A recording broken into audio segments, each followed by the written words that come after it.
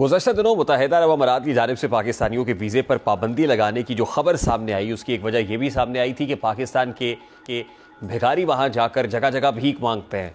खुसूसी तौर पर सऊदी अरब में जाकर कई पाकिस्तानी शहरियों का भीख मांगने जैसे शर्मनाक अमल में मुलव्वस होना मुसलसल एक बड़ा मसला बनता जा रहा है। ख़ास तौर पर माह रमज़ान में यह धंधा अपने उरूज पर होता है। ये भिखारी सिर्फ सऊदी अरब में ही गदागरी नहीं करते, बल्कि दूसरे ममालिक में भी ये लोग पाकिस्तान की बदनामी का बाइस बनते हैं। गदागरी के अलावा ये लोग चोरी, जेब तराशी और मनशियात फरोशी के जुर्म में भी मुख्तलिफ ममालिक में जेलें काट रहे हैं। अब यही वजह है कि हुकूमत पाकिस्तान ने इन भिखारियों के खिलाफ एक्शन लिया है। वफाकी वज़ीर दाखिला मोहसिन नकवी और सऊदी अरब के नायब वज़ीर दाखिला डॉक्टर नासिर बिन अब्दुल अजीज़ दाऊद के दरमियान बुध के रोज़ मुलाकात हुई, जिसमें पाकिस्तान से भिखारियों को सऊदी अरब भिजवाने वाले माफिया की सरकूबी और कैदियों के तबादले के माहदे पर अमल दरामद पर इत्तफाक हुआ है। वज़ीर दाखिला का कहना है कि 4300 भिखारियों के नाम ECL में शामिल किए गए।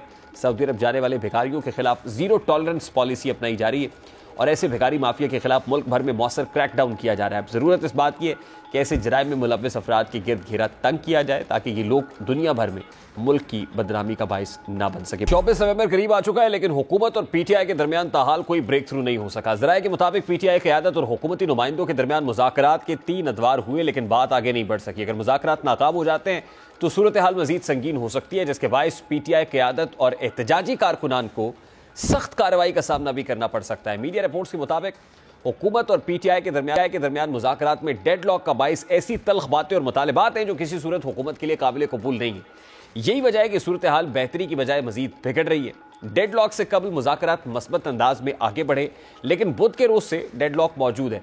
मुज़ाकरात में डेडलॉक खत्म करने की कोशिशें भी जारी हैं। कुछ लोग चाहते हैं कि डेडलॉक खत्म हो जाए, लेकिन मुज़ाकरात कामयाब नहीं होते तो फिर PTI क़यादत को गिरफ्तार भी किया जा सकता है। बहरहाल हुकूमत ने अपनी पोजीशन क्लियर कर रखी है। हुकूमत का कहना है कि अगर एहतजाज किया गया तो इसको हर सूरत रोका जाएगा। आज वज़ीर दाखिला मोहसिन नकवी का मीडिया से गुफ्तगू करते हुए कह रहा था कि एहतजाज करने वालों से सख्ती से पेश आया जाएगा। हाई कोर्ट ने बड़ा क्लियर कट कहा है, कोई जलसा, कोई जुलूस, कोई मार्च, कोई धरना, कोई चीज की इजाजत नहीं है। हम वैसे ही लॉ के तहत पाबंद हैं अपने लॉ को इम्प्लीमेंट करने के लिए, और इसके बाद हाई कोर्ट के ऑर्डर के बाद हम 100% उनका जो ऑर्डर है उसको मनवान इम्प्लीमेंट करेंगे। किसी को भी किसी सूरत भी इस्लामाबाद में किसी किस्म की जो हाई कोर्ट के ऑर्डर के मुताबिक जलसा, जुलूस, धरना करने की इजाजत नहीं देंगे।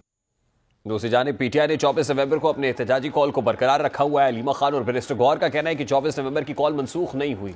अब तहरीक इंसाफ 26वीं तरमीम का खात्मा और मैंडेट की वापसी जैसा मुतालबा कर रही है, जिसको हुकूमत किसी सूरत पूरा करने को तैयार नहीं है।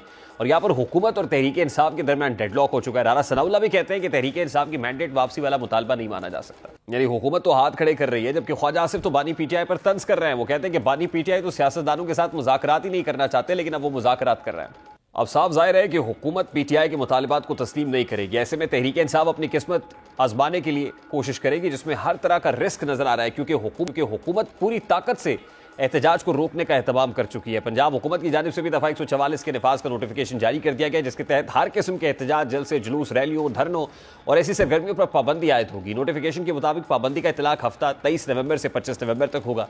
और नोटिफिकेशन में कहा गया है कि दफ़ा 144 के नफाज का फैसला अमन व अमान के क़याम, इंसानी जानों और इमलाक के तहफ़्फ़ुज़ के लिए किया गया है। अब दोनों तरफ डेडलॉक बरकरार है और लगता ही है कि गुज़श्ता 2 रोज़ में जो कुछ हुआ है, उसके बाद जो मुज़ाकरात किसी जगह पर हो भी रहे थे, उस पर बर्फ़ फिर से जम चुकी है और इस बर्फ़ के पिघलने से मशरूत है कि किसी तरीके से इसको खुश उसलूबी से या पुरअमन तरीके से या तो कॉल मनसूख कराई जा सके या फिर इसको एहतजाज को कॉल ऑफ कराया जा सके। ये तभी बर्फ़ पिघली होगी और अभी ये ऐसा होता हुआ नज़र आ नहीं रहा है। पाक फौज दहशतगर्दी के खात्मे के लिए पुरज़्म है। KP में दहशतगर्दी की लहर सर उठा रही है और ऐसे में army chief general Asim Munir का पेशावर का दौरा करना इस बात का इंदिया देता है कि पाक फौज दहशतगर्दी को जड़ से उखाड़ने के लिए पुरज़्म है। Army chief general Asim Munir ने 19 नवंबर को होने वाली कौमी एपेक्स कमेटी के इजलास के तनाजुर में आज पेशावर का दौरा किया, जहां उन्हें मौजूदा सिक्योरिटी सूरत हाल और इलाके में जारी इंसदादी दहशतगर्दी ऑपरेशन पर ताज़ा पेशरफ्त पर जामे ब्रीफिंग दी गई। इस मौके पर वज़ीर आला KP के कमांडर्स भी मौजूद थे। ISPR के मुताबिक आर्मी चीफ ने मादरे वतन के दिफा के लिए दी जाने वाली बेमिसाल कुर्बानियों को उजागर किया और शहदा और गाजियों को ज़बरदस्त खराज तहसीन पेश किया। आर्मी चीफ ने दुश्मन दहशतगर्दों के नेटवर्क्स खत्म करने की अज़्म को दोहराया और कौमी सलामती को नुकसान पहुंचाने वाले गैर कानूनी अनासर को जड़ से उखाड़ फेंकने की अज़्म का अदा किया। इस मौके पर आर्मी चीफ का कहना था कि जवानों की कुर्बानियां हमारे कौमी अज़्म की बुनियाद हैं।